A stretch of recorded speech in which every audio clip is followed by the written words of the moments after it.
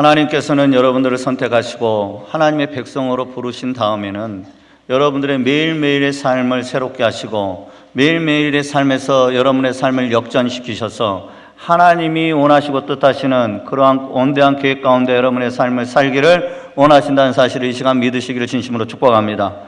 EBS 뉴스에 성공한 사람들의 단 한 가지 공통점이라는 내용의 기사가 있었습니다. 1955년에 하와이 카우아이 섬에서 833명의 아이들이 태어났습니다.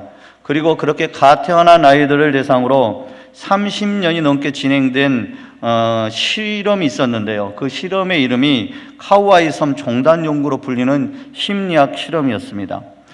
내용이 즉 833명의 신생아 중에 201명이 고유용군으로 분류된 가정 환경에서 태어났습니다.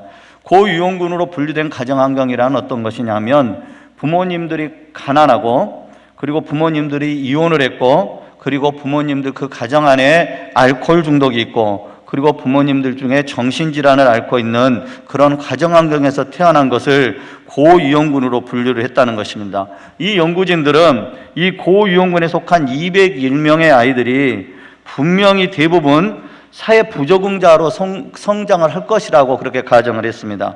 그러나 그 예상은 빗나가서 201명 중에 3분의 1에 해당하는 72명은 부모의 뒷바라지도 부모에게서 어떠한 경제적 지원도 받지 못했지만 부유했던 아이들보다 더 도덕적이고 더 성공적인 삶을 살았는데 온갖 시련과 좌절을 경험하면서도 이렇게 잘 자란 72명의 아이들, 그 72명의 아이들이 모두 다 공통적으로 가졌던 한 가지가 있었습니다. 그 공통점 한 가지가 뭐였냐면 그것은 아이들 주변에 단 한 사람의 존재가 있었다는 거예요.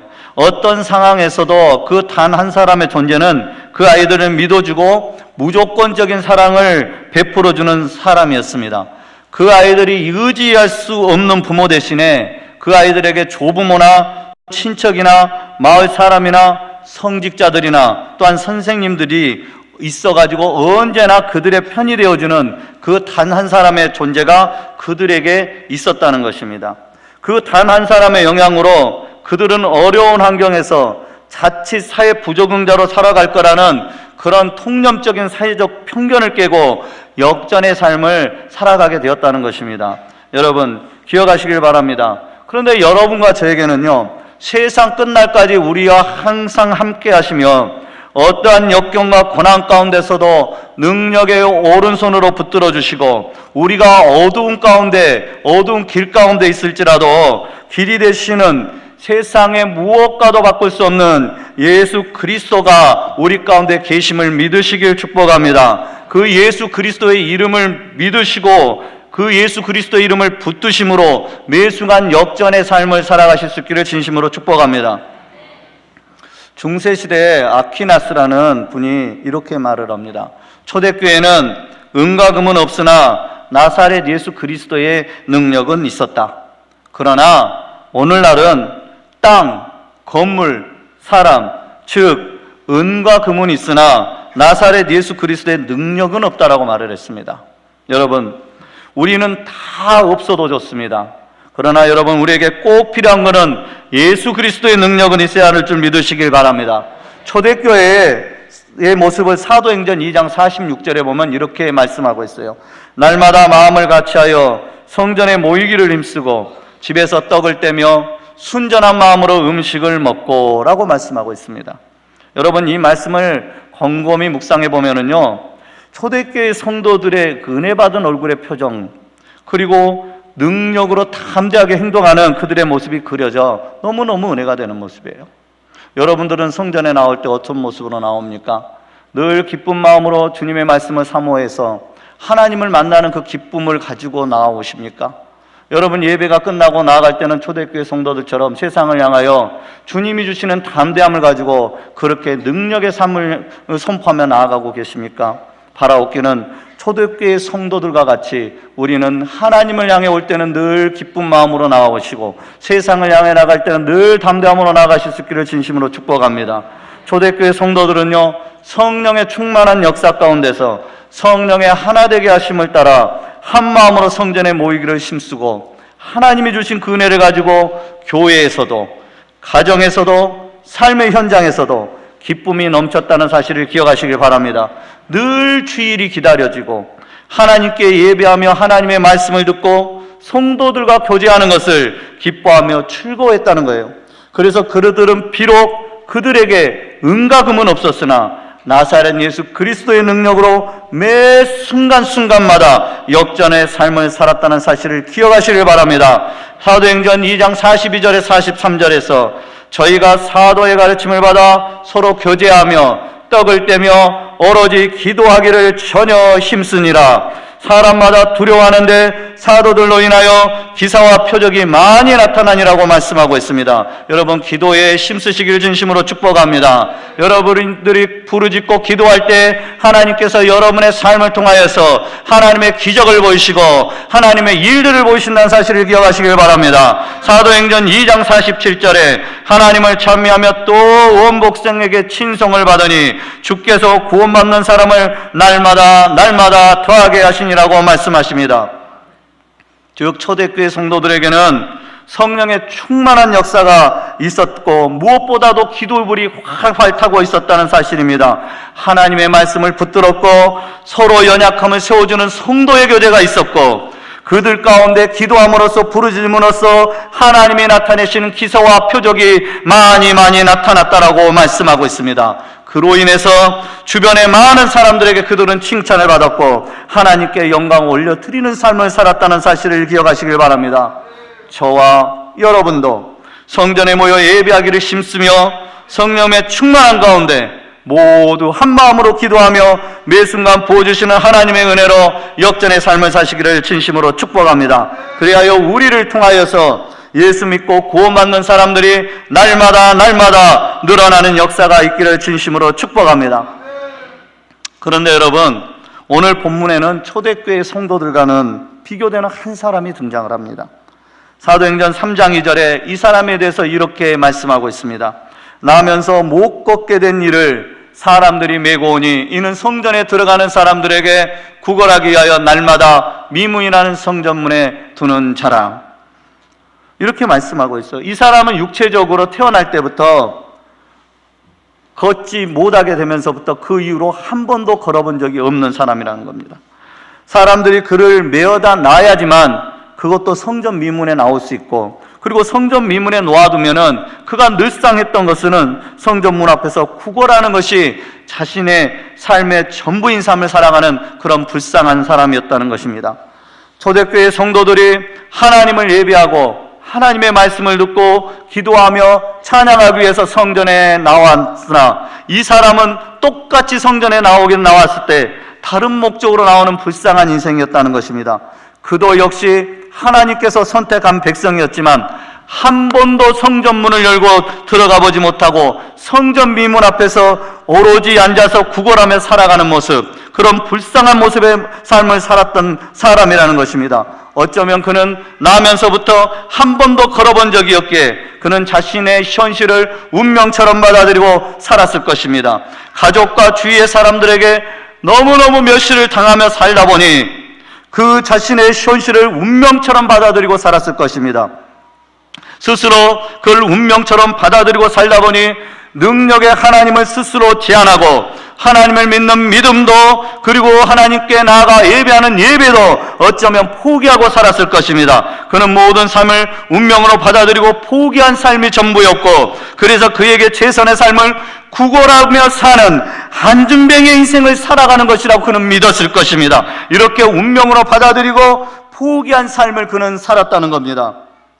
여러분, 요새 청년들에게 유행하는 언어가 있다고 그래요. 자신의 불확실한 미래를 바라보면서 취업 준비를 하는 청년들이 그 자신에게 오는 그 두려움을 표현하는 것 중에 나는 3포 세대다 이렇게 얘기를 한답니다. 그 3포 세대는 연애도 포기하고 결혼도 포기하고 나는 출산도 포기했다. 여기에다가 요새는 더 하나 붙어가지고 5포 세대가 됐는데 나는 대인관계도 포기하고 내 집 마련도 포기해버렸다. 그리고 또 가장 최근에는 내 인생의 여러 부분을 포기했는데 나는 무한대로 포기했다. 그래서 M4 세대라고 얘기를 한답니다. 더 재밌는 거는요, 이제는 가능성이 없다라고 스스로 판단해가지고 자기 부모가 가진 재산이나 재력을 가지고서 내 집안의 내 인생은 흑수저니 금수저니 은수저니 동수저니 그렇게 기준표를 만들어 놓고 또 그거를 분별하는 그런 SNS 프로그램도 있다고 합니다. 여러분, 우리의 청년들이 이렇게 자기 자신을 운명처럼 받아들이고 그리고 자포자기하며 살아갈 수밖에 없는 건 무엇입니까? 그들에게 밀려오는 두려움인 줄 여러분 믿으시길 바랍니다. 그런데 하나님은 우리에게 두려워하라고 한 번도 말씀하지 않았다는 사실도 여러분 기억하시길 바랍니다. 이처럼 이 시대에 많은 사람들이 자신의 삶을 결정지어버리는 운명론에 영향을 받고 살아갑니다. 제가 서울에 세운상가라는 곳에 한번 간 적이 있는데요, 그곳에 보니까 밤에 길거리에 천막을, 이렇게 조그만 천막들을 여러 채를 쳐놨더라고요. 그리고 거기 안에 불빛이 화려하게 켜져 있었습니다. 저는 차로 지나가면서 제 친구에게 물어봤습니다. 도대체 저기 있는 천막은 포장마차도 아닌 것 같은데 도대체 뭐냐? 그랬더니 그 친구가 이렇게 대답을 해주더라고요. 점집이라고 얘기를 해주더라고요. 대학에서 꿈을 꾸고 그 자신의 비전을 향하여서 나아가야 할 청년들이 각종 점을 보고 그것에 영향을 받는다는 사실에 저는 더더욱 놀랐습니다. 여러분이 운명론에 빠지면 자신의 삶을 포기하고 체념하며 안진뱅이처럼 인생을 살아간다는 사실을 기억하시기 바랍니다. 쉽게 바뀌지도 않습니다. 왜냐하면 그것은 사단의 역사요 마귀의 유혹이기 때문에 그렇다는 것입니다. 여러분 기억하십시오. 하나님께서는 우리에게 주저앉아 있는 안진뱅이의 인생을 살아가라고 단 한순간도 단 한 번도 우리에게 말씀하지 않으셨다는 사실을 기억하시길 바랍니다. 시편 72편 20절에서 우리에게 여러 가지 심한 고난을 보이신 주께서 우리를 다시 살리시며 땅 깊은 곳에서 다시 이끌어 올리시리다라고 말씀하고 있습니다. 여러분, 문제를 겪고 있습니까? 여러분의 삶이 스스로 생각하기에 암담한 현실 가운데 처해 있다라고 생각하십니까? 고난이 끊이지 않다라고 생각하십니까? 하나님께서는 우리를 살리시기 위하여 때로는 여러 가지 심한 고난을 주신다는 사실을 기억하시길 바랍니다. 그러나 하나님은 심한 고난을 주시되 우리를 다시 살리시며 우리를 다시 살리신다는 사실을 기억하시길 바랍니다. 우리를 땅 깊은 곳에서라도 다시 끌어올리시는 신실하신 하나님을 믿으시기를 진심으로 축복합니다. 아멘 하십시다. 아멘 하십시다. 요한 3서 2장에 하나님의 마음을 우리를 향하여서 이렇게 선포하십니다. 사랑하는 자여, 내 영혼이 잘된 같이 네가 범사에 잘되고 강건하기를 내가 간구하노라. 아멘. 아멘. 아멘 하는 자에게 이 복이 임할지어다. 여러분, 하나님은 우리를 향하여서 이렇게 말씀하세요. 내 영혼이 잘되기를 원한다고 말씀하십니다. 강건하기를 원한다고 말씀하십니다. 그리고 우리 주님은 그걸 위하여 중보하고 간구한다고 말씀하신 사실을 기억하시길 바랍니다. 이것이 우리를 향한 하나님의 마음임을 믿으시고 오늘의 본문처럼 일어나 걸으라는 하나님의 음성을 들으시며 두려움을 떨쳐내시고 역전의 삶을 사시기를 진심으로 축복합니다. 그렇다면 여러분, 매 순간 역전의 삶을 살아가려면 우리는 어떻게 해야 할까요? 첫 번째입니다. 하나님의 말씀을 기대하라. 따라서 합시다. 하나님의 말씀을 기대하라. 오늘 본문 3장 4절 5절 말씀입니다. 베드로가 요한과 더불어 주목하여 이르되 우리를 보라 하니 그가 그들에게서 무엇을 얻을까 하고 바라보거늘. 베드로와 요한이 그를 주목하여 우리를 보라고 말씀하고 있습니다.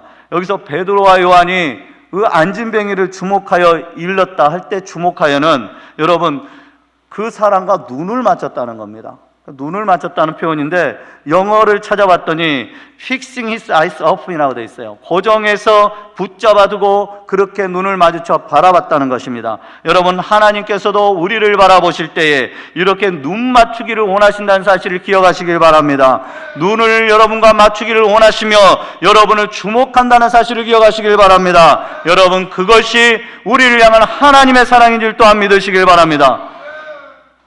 베드로와 요한이 앉아있는 안진뱅이의 인생을 사는 그에게 여기서 우리를 보라고 말씀하는 이 말씀의 의미는 그의 인생을 향하여 이렇게 선포하는 겁니다. 지금껏 땅만 바라보았던 인생아, 늘 네가 구걸하는 깡통만 바라봤던 인생아, 사람만 바라보고 금과 은만 바라봤던 인생아, 지금까지 사는 동안 아무 변화 없이 주저앉아만 있었던 인생아, 이제는 주목해라. 이제는 눈을 맞춰라. 어디에다가요? 하나님의 말씀에 눈을 맞추라고 말씀하고 있는 것입니다. 여러분, 이제는 우리는 하나님의 말씀에 주목해야 됩니다.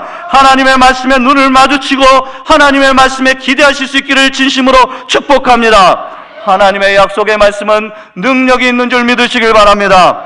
하나님의 약속의 말씀은 하나님이 이루시니 반드시 이루어지는 것입니다. 그러므로 여러분, 하나님의 말씀을 믿으십시오. 하나님의 말씀을 기대하십시오. 하나님께서는 내가 원하는 것을 이루어 주시는 분이 아니시라, 하나님께서 여러분의 삶을 통하여서 이루시기를 원하시는 것을 이루시고 열어주신다는 사실을 기억하시길 바랍니다. 그러므로 여러분, 세상의 지식이나 방법, 내 생각에서 눈을 돌리셔 하나님의 말씀을 기대하시길 바랍니다. 하나님의 약속의 말씀을 믿으시길 진심으로 축복합니다. 여러분의 삶을 통하여서 하나님이 택하시고 원하시면 반드시 이루시는 것이 있는데, 그것이 여러분에게 신겨준 하나님의 말씀이시라는 사실을 믿으시고 기대하실 수 있기를 진심으로 축복합니다. 초대교회 성도들에게는 이러한 확실한 믿음, 견고한 믿음이 그들에게 있었습니다. 그래서 그들은 날마다 삶 가운데 하나님의 능력을 경험하며 살아갔습니다.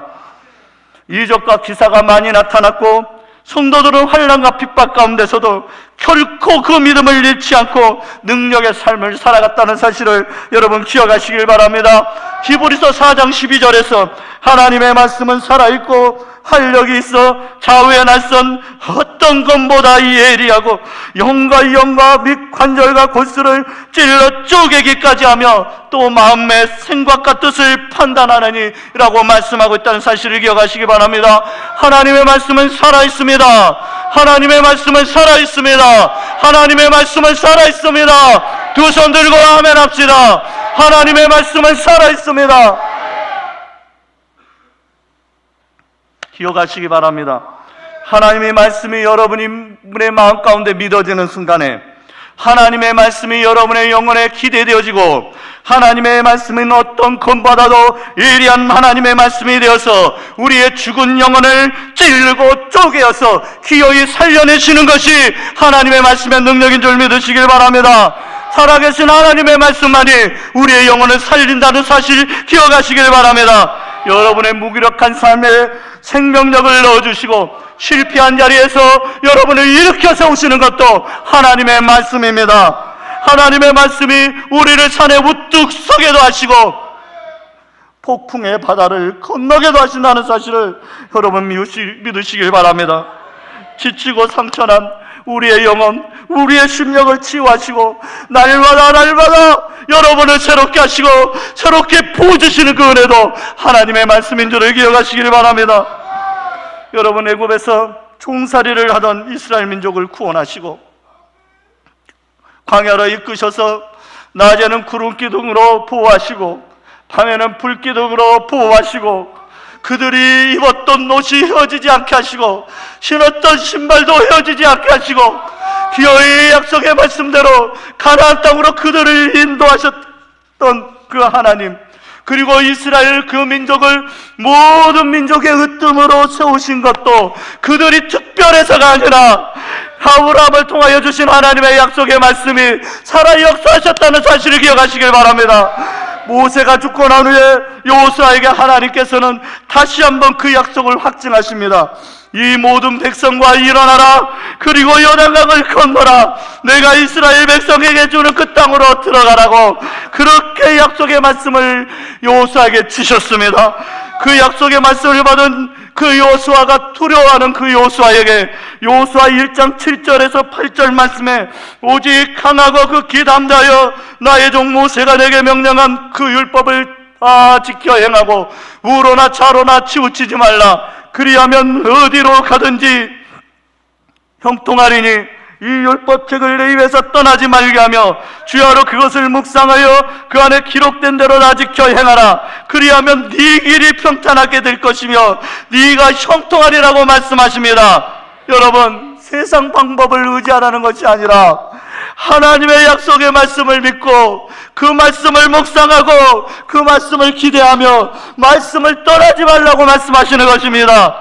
그러면 하나님께서 이루시겠다라고, 하나님께서 그 약속의 말씀을 성취하겠다고 말씀하신다는 사실을 기억하시기 바랍니다. 여호수아야, 네가 두렵냐? 나는 네 두려움을 담대함으로 바꿔서 너의 삶을 통하여 하나님의 역전된 삶이 무엇인지를 보여주기를 원한다라고 그렇게 말씀하고 있다는 사실을 기억하시길 바랍니다. 여러분 기억하세요. 조금 전까지는 무엇을 얻을까 하여 땅만 바라보고 깡통만 바라보고 있었던 그가 베드로와 요한을 바라보았습니다.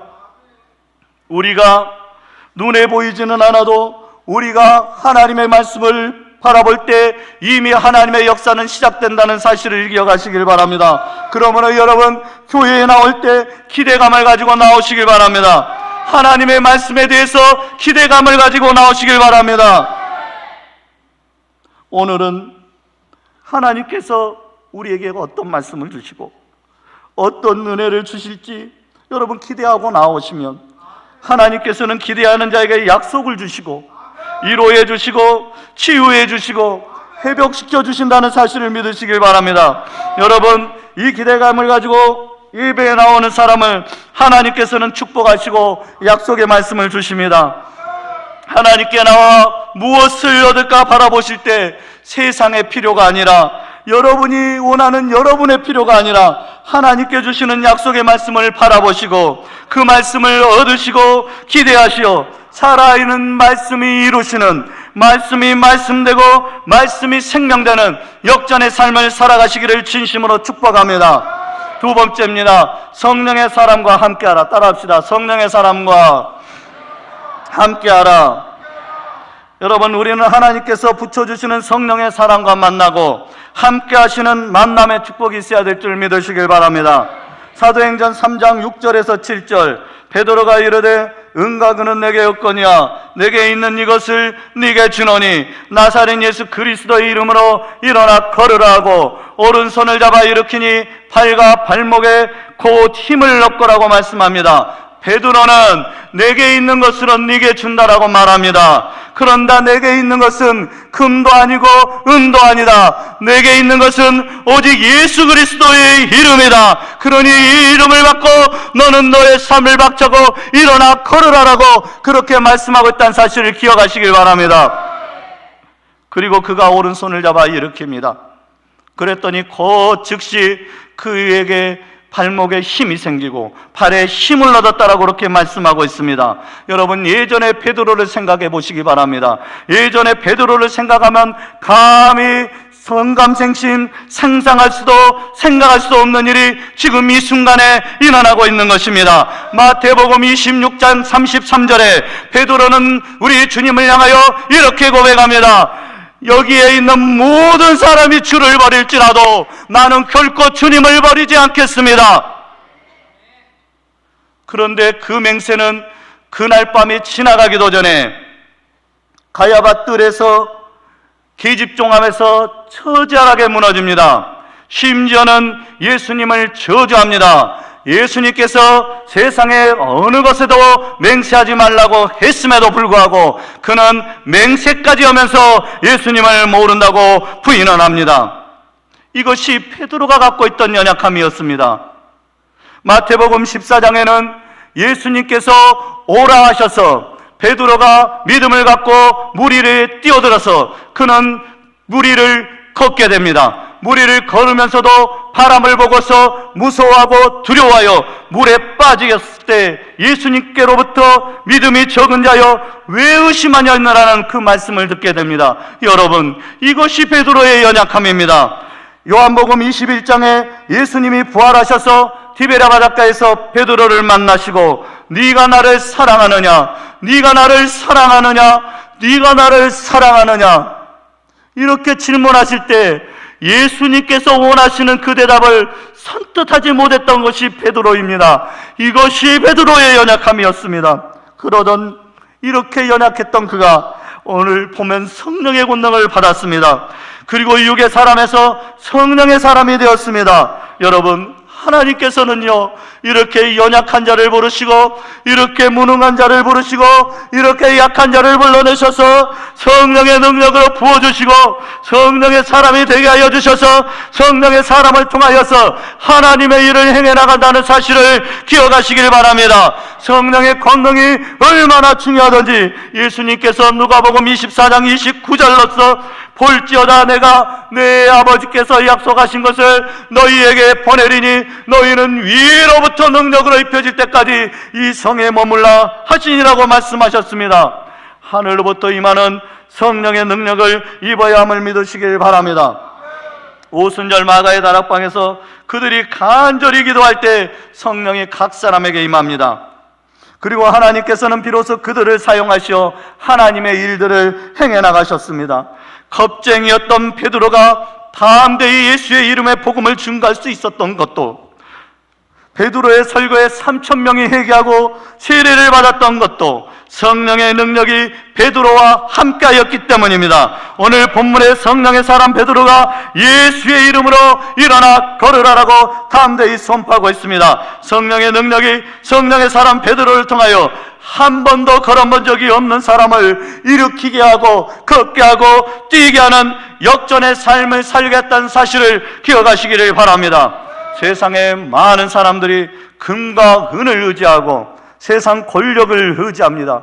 그리고 그것들이 자신들의 무너져가는 인생을, 이미 무너진 인생을 다시 일으켜 세워줄 것이라고 그렇게 믿습니다. 그러나 여러분, 오늘 본문의 안전뱅이를 바라보시길 바랍니다.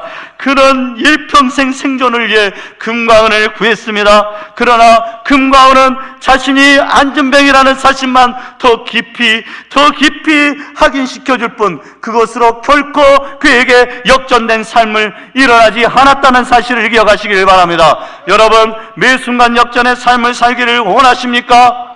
그렇다면 성령의 충만한 사람과 가까이 하시기를 축복합니다. 성령이 머무시는 장소에 머무시기를 축복합니다.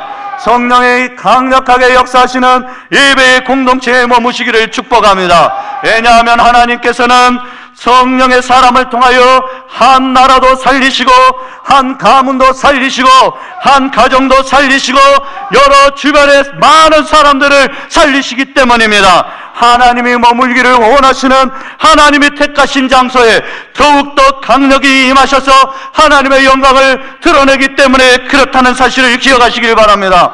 여러분, 간절히 바라옵기는 여러분과 제가 성령의 능력을 받은, 더 나아가서는 성령에 대한 사람이 되시기를 진심으로 축복합니다.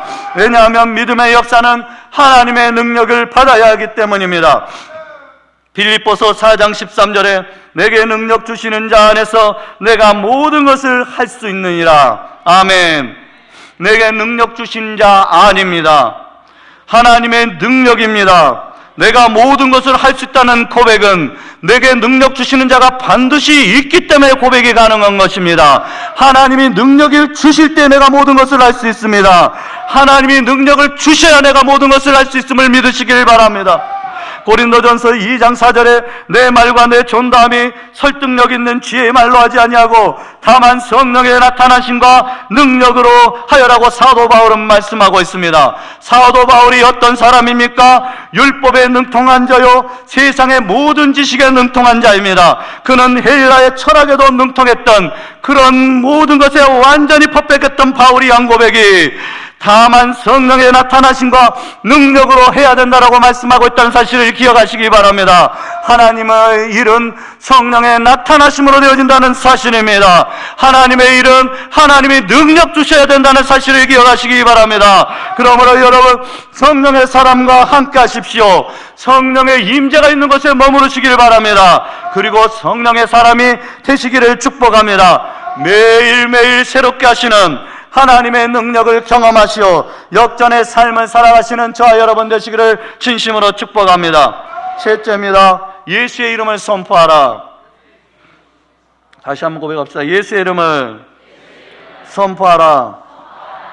여러분, 예수의 이름을 선포한다는 것은 오직 예수의 이름을 높인다는 의미입니다. 나 자신, 우리의 자신을 십자가에 못 박고 오직 예수만 여러분의 삶 가운데 살아계시도록 한다는 의미임을 기억하시길 바랍니다. 오늘 본문의 베드로도 자기 자신을 드러내지 않았습니다. 내가 예수의 제자 베드로다, 나는 성령의 사람 베드로다, 이렇게 자기를 드러내는 것이 아니라 자기는 철저히 우리 주님이 주신 십자가 가운데 못 박고 그 안에 살아계시는 예수의 이름을 주장했다는 사실을 기억하시길 바랍니다. 오늘 본문은 예수의 이름으로 일어나 걸으라고 선포했더니 평생을 앉아있어 한 번도 걸어본 적이 없었던 사람이 발과 발목에 힘이 생기고 걷기도 하고 뛰기도 하며 하나님을 찬양했다고 말씀하고 있습니다. 다른 것이 아니라 예수의 이름입니다. 우리의 삶을 역전시킬 것은 다른 것이 아니라 오직 예수님뿐임을 믿으시길 축복합니다. 이사야서 53장 5절에 그가 찔림은 우리의 허물 때문이요 그가 상함은 우리의 죄악 때문이라. 그가 징계를 받음으로 우리는 평화를 누리고 그가 채찍에 맞음으로 우리가 나음을 입었도다. 여러분, 도저히 우리 힘으로는 해결할 수 없는 우리의 허물과 죄악을 예수님이 감당하셨습니다. 아멘 하십시다. 그리고 여러분은 우리에게 진정한 평화를 주시고 우리를 치료하시는 분도 예수님이심을 믿으시길 바랍니다. 누가복음 6장 19절에 온 무리가 예수를 만지려고 힘쓰니 이는 능력이 예수께로부터 나와서 모든 사람을 낫게 함이로라. 아멘. 이 시간 이 시대에도 예수 이름의 능력이 여러분의 삶을 치유하고 회복시키는 능력인 줄 믿으시길 바랍니다. 여러분, 예수의 이름 앞에 마귀는 쫓겨나갑니다.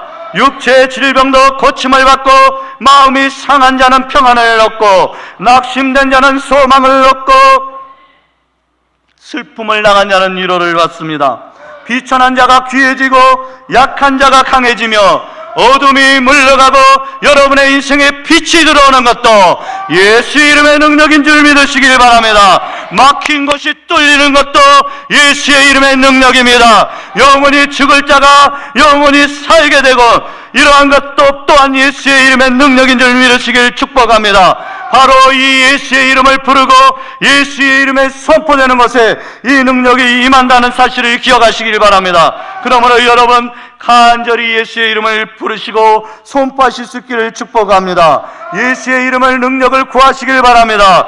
예수님의 궁유를 구하시며 예수의 이름을 간절히 부를 때에 여러분의 삶의 상황이 어떠하든지 여러분을 반드시 역전시켜 주실 것입니다. 12회에 혈루증을 앓았던 한 여인이 성경에 나옵니다. 그녀는 많은 의사를 찾아다니며 병을 치료받기를 원했습니다. 그러나 그가 의사를 찾아다닐 때마다 오히려 의사들에게 많은 괴로움을 당했다라고 성경은 말씀하고 있습니다. 많은 괴로움만 당한 것이 아니라 그는 가진 재산도 다 허비하고 아무런 효과도 보지 못한 채 도리어 병은 더욱더 중대해졌다라고 그렇게 말씀하고 있습니다. 그런데 그녀가 예수님의 소문을 듣게 됩니다. 그리고 마음에 이러한 소원이 들어왔습니다. 그의 옷에만 손을 대어도 내가 구원을 받으리라. 그의 옷에만 손을 대어도 내가 구원을 받으리라. 그의 옷에만 손을 대어도 내가 구원을 받으리라. 이렇게 생각이 들어왔습니다. 그래서 예수님을 만나기 위해 그 수많은 군중에 쌓인 예수님을 향해 나아갑니다. 예수님 앞에 감히 나설 수 없지만은 그의 손에 옷만 대어도 내가 구원을 받으리라는 그 믿음이 내게 들어왔고 그 말씀이 내게 들려졌기에 그는 군중들을 비집고 예수님의 옷의 자락에 손을 댑니다. 그때 예수의 능력이 그에게 임했다는 사실을 기억하시길 바랍니다. 그의 우지주님의 옷에 손을 냈더니 혈루의 근원이 말라 병이 나았다라고 기록하고 있다는 사실을 기억하시길 바랍니다. 이때 예수님께서 마태복음 5장 30절에 예수께서 그 능력이 자기에게 나간 줄을 곧 스스로 하시고 무리 가운데서 돌이켜 말씀하시되 누가 내 옷에 손을 대었느냐 하시니, 여러분, 한 여인이 믿음으로 옷자락에 손을 대었는데 예수의 능력이 그녀의 병을 뿌리채 뽑아버렸다는 것입니다. 예수님의 능력은 완전하십니다. 예수님의 능력은 완벽하십니다. 예수님의 능력은 퍼펙트하십니다. 믿으시기 바랍니다. 믿으시기 바랍니다. 여러분, 예수님은 능력의 근원이 되십니다. 우리의 능력은 나에게 있는 것이 아니라 내 안에 살아계시는 예수님께서 나온다는 사실을 믿으시길 바랍니다. 내 능력이 아니라 예수의 능력에, 이름의 능력이 있음을 믿으시길 바랍니다. 12해를 혈루증을 앓으면서 모든 것을 잃고 고생하며 낙심 가운데 지친 삶을 살아오던 이 여인에게 예수님은 그의 인생의 마지막 희망이었습니다. 그녀는 자신이 무너지고 눌린 삶에서 구원받기를 원했습니다. 그 지긋지긋한 삶에서 건짐받기를 원했습니다. 그녀는 예수님의 능력을 믿기에 옷자락이라도 만질 수 있다면 내 삶이 회복될 것이다, 이 고통에서 내가 자유할 수 있을 것이라고 믿었다는 것입니다. 기억하십시오. 그 믿음의 혈루증이 근원부터 말라버렸습니다. 그녀는 자신의 모든 부자유한 삶에서 구원을 얻게 되었습니다. 여러분, 이것이 예수 이름의 능력입니다. 이것이 예수 이름의 능력입니다. 이 능력을 경험한 사람은 다 같이 이렇게 고백합니다. 나의 힘이 되신 여호와여, 나의 힘이 되신 여호와여, 나의 힘이 되신 여호와여, 내가 여호와를 사랑합니다. 내가 여호와를 사랑합니다. 여호와는 나의 반석이시오, 나의 요새시오, 나를 건지시는 이시오, 내가 피할 바이시오, 나의 방패시오, 나의 구원의 뿌리시오, 나의 산성이시라. 아멘, 아멘. 두 손 들고 아멘. 이 예수의 이름의 능력을 경험하시고 이 고백을 여러분이 평생의 삶 동안에 들으실 수 있기를 진심으로 축복합니다. 그러므로 여러분, 예수의 이름을 부르시길 바랍니다. 마가복음 10장 46절에서 51절에 맹인 거지 바디메오가 나옵니다. 그가 볼 수 있는 인생으로 역전된 삶을 살게 된 것은 나사렛 예수시란 말을 듣고 예수님을 향하여 이렇게 선포합니다. 다윗의 자손 예수여, 다윗의 자손 예수여, 다윗의 자손 예수여, 나를 불쌍히 여기소서, 나를 불쌍히 여기소서. 이렇게 간절히 부르짖었기 때문입니다. 여러분, 얼마나 크게 부르짖었던지 주변에 많은 사람들이 잠잠하라고 합니다. 너 때문에 모든 것이 방해된다, 그러니 좀 제발 좀 잠잠하라고 합니다. 그럴 때 그때 그는 더더욱 큰 소리로 외칩니다. 다윗의 자손 예수여, 다윗의 자손 예수여, 나를 불쌍히 여기소서, 나를 불쌍히 여기소서라고 외칩니다. 그때 예수님께서 가던 발걸음을 멈추시고 그를 부르십니다. 그리고 만나주시고 소원을 물으십니다. 그리고 그 소원대로 그에게 보게 하시고 그의 삶을 구원해 주셨습니다. 그렇게 보게 된 그는 예수를 길에서 따르게 되었다고 말씀하고 있습니다. 여러분, 그의 삶이 역전된 것입니다. 그의 삶이 역전된 것입니다. 그러므로 여러분, 문제를 만나면 예수님의 이름을 부르짖으시기 바랍니다. 바디메오처럼 부르짖으시기 바랍니다. 같이 지대장의 뜰에 갇혀 있었던, 아무 소망 없었던 에레미야에게 우리 하나님께서 주신 말씀, 너는 내게 부르짖으라, 내가 내게 응답하겠고 네가 알지 못하는 크고 은밀한 비밀을 내게 보이리라. 아멘, 아멘. 우리의 삶이 소망이 없습니까? 주의 이름을 부르시길 바랍니다.